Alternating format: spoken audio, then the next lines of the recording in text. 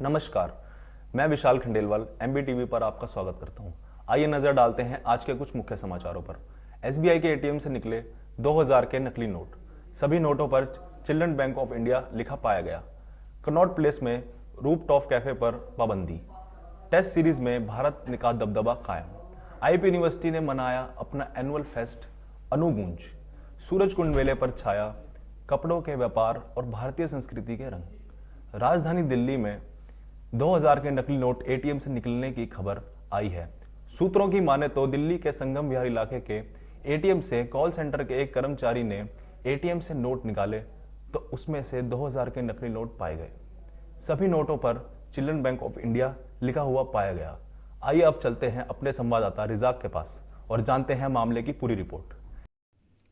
मामला 19 फरवरी का है, जब एक कॉल सेंटर का कर्मचारी एसबीआई के एटीएम पहुंचा, अपना कार्ड डाला, पिन नंबर डाला और अकाउंट से बैलेंस भी कटा। लेकिन जब एटीएम से नोट निकले तो देखा कि नोट नकली है। जिसे रिजर्व बैंक का नोट समझ रहे थे, वो चिल्ड्रन बैंक ऑफ इंडिया का नोट निकला।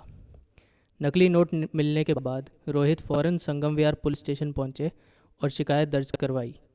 पहले तो पुलिस को यकीन नहीं हुआ, लेकिन जब पुलिस स्टेशन के एक कांस्टेबल ने उसी एटीएम से पैसे निकलवाए तो वो भी नकली निकला।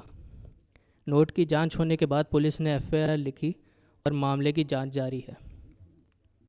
जब मैं वहाँ पहुँचा तो मैंने बैंक से नोट निकलाया, जो उसका एटीएम था। वहाँ से मैंने 2000 के नोट निकलाए और उस चिल्ड्रन बैंक के नोट आए थे। तो जब आपने रिपोर्ट लिखवाई तो पुलिस भी गई थी, उनके साथ क्या हुआ? वहाँ पे एक कांस्टेबल था, मैंने उनसे बात की, मैंने उनको बताया मेरी प्रॉब्लम और उनने फिर वहाँ से खुद भी नोट निकलाया और उनका भी नकली नोट निकला चिल्ड्रंस बैंक का 2000 का। रोहित ने मामले की रिपोर्ट संगम विहार पुलिस स्टेशन में दर्ज करवा ली है। अब देखना यह है कि अंदर का कौन सा आदमी उसमें मिला हुआ है। कैमरा पर्सन कशिश आंडा के साथ रिजक, एमबीटीवी दिल्ली।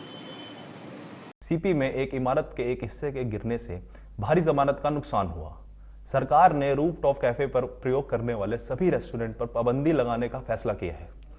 ट्रेडर्स एसोसिएशन ने भी कई बार एनडीएमसी को पत्र लिखा कि नए रेस्टोरेंट के लाइसेंस जारी करे जाएं। यह इमारत पर बोझ बढ़ने का मुख्य कारण माना जा रहा है।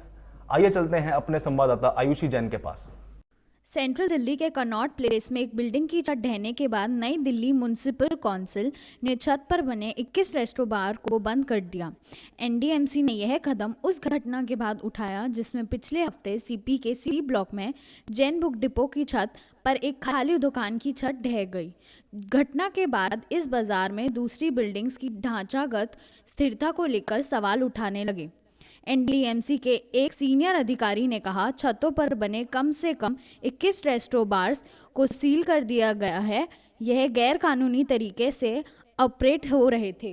रात को 12 बजे गिरी बिल्डिंग, उसके बाद सुबह पुलिस आई 9:30-10 बजे। उसके बाद ये सारा बंद करा दिया, रास्ता वास्ता ऊपर। उसके बाद में 2 दिन बाद इसकी सर सफाई चालू हुई, नीचे गाड़ी साड़ी पार्किंग सब बंद करा दी। उसके बाद ये चालू हुआ, 3-4 दिन के बाद ये रास्ता खुला। उसके बाद बैरियर अभी भी लगा है, बहुत पुरानी हो चुकी है ये बिल्डिंग, इसलिए गिरी। आप जुड़ चुके हैं एमबीटीवी के साथ। 90 साल पुरानी इमारत पर बढ़ता हुआ खतरा। मैं खड़ी हूँ दिल्ली के सीपी के सी ब्लॉक के इलाके में, जहाँ कई महीने पहले एक इमारत ढह गई। जैन बुक डिपो के ठीक ऊपर ढहने वाली इमारत कमर्शियल बोझ के बढ़ते हुए कारणवश ढह गई। एनडीएमसी के द्वारा इस इलाके पर सील लगा दी गई। इस इलाके पे ही नहीं, सीपी के 21 रेस्टो बार्स के ऊपर सील लगा दिया गया। भारत ने इंग्लैंड को टेस्ट सीरीज में 4-1 से शिकस्त देकर सीरीज अपने नाम की। वहीं बांग्लादेश के साथ हुए इकलौते टेस्ट मैच में भी भारत ने जीत प्राप्त की। दूसरी ओर भारत बनाम ऑस्ट्रेलिया टेस्ट सीरीज के पहले मैच में ऑस्ट्रेलिया ने भारत को धूल चटाई। आइए चलते हैं कशिश हांडा के पास और जानते हैं मामले की पूरी रिपोर्ट। टेस्ट क्रिकेट की चैंपियन टीम भारत ने ऑस्ट्रेलिया के भारत दौरे पर मेजबान टीम इंग्लैंड को बुरी तरह पिछाड़कर अपनी काबिलियत का प्रदर्शन किया और ऐसा ही कुछ देखने को मिला भारत और बांग्लादेश के एक इकलौते टेस्ट मैच में। परंतु इंडिया और ऑस्ट्रेलिया टेस्ट सीरीज के पहले मुकाबले में भारत को हार का मुंह देखना पड़ा। हाल ही में हुए भारत और इंग्लैंड के बीच 5 सीरीज मैच में भारत ने इंग्लैंड को 4-1 से दिया करारा जवाब। अब ये देखना दिलचस्प होगा भारत और ऑस्ट्रेलिया के बीच होने वाले टेस्ट मैच में क्या भारत अपने इस जीत के सिलसिले को जारी रख पाता है या नहीं। कैमरामैन रजाक के साथ मैं कशिश, MBTV दिल्ली। अनुगूंज दिल्ली के सबसे बड़े सांस्कृतिक मेलों में से एक है। 120 से ज्यादा कॉलेज के 10,000 से ज्यादा विद्यार्थी इसमें हिस्सा लेते हैं। सभी विद्यार्थी दर्शकों का मनोरंजन करने के लिए उपस्थित होते हैं। अनुगूंज सभी प्रतियोगी को एक बार बड़े मंच पर पेश करता है। अनुगूंज साल में एक बार होता है। यहाँ डीजे नाइट, स्टार नाइट इत्यादि का आयोजन IP यूनिवर्सिटी के मुख्य कैंपस द्वारका में आयोजित किया जाता है। आइए चलते हैं अपने संवाददाता मनोज ग्रोवर के पास और जानते हैं मामले की पूरी रिपोर्ट। IP द्वारा प्रायोजित किया गया दिल्ली का सबसे बड़ा मेला, जिसमें 120 कॉलेज से 10,000 बच्चों ने भाग लिया।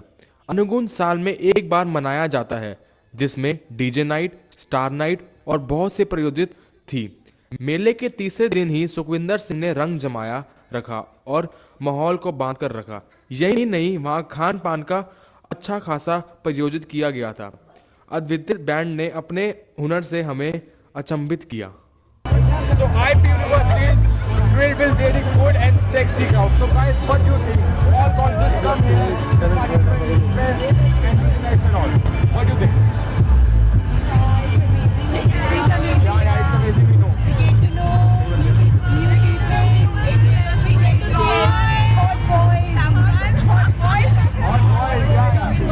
Hello guys, this is a bright sunny evening at IP University in Delhi right now. Today is the second day of 18th Annual Culture Festival Anugunj, and we're gonna see how this fest is going. This is MBTV and I am Manoj Grover with cameraman Vishal Khandelwal.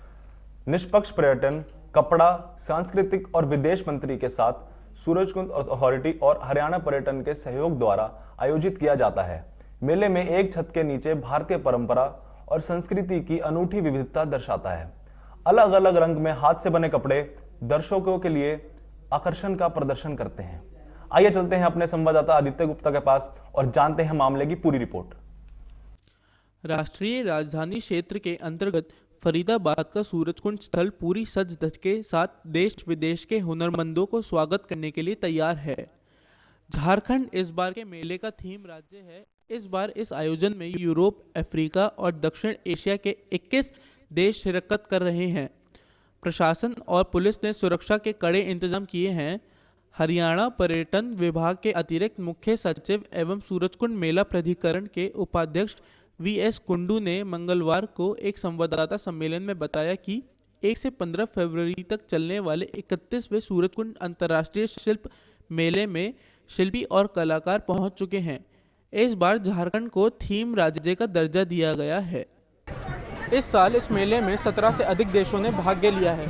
यहाँ आप भिन्न प्रकार की चीज़ों का आनंद ले सकते हैं, जैसे कि खाना, कपड़े, जूते, फर्नीचर इत्यादि। मैं आदित्य गुप्ता, कैमरामैन शिवम के साथ MBTV।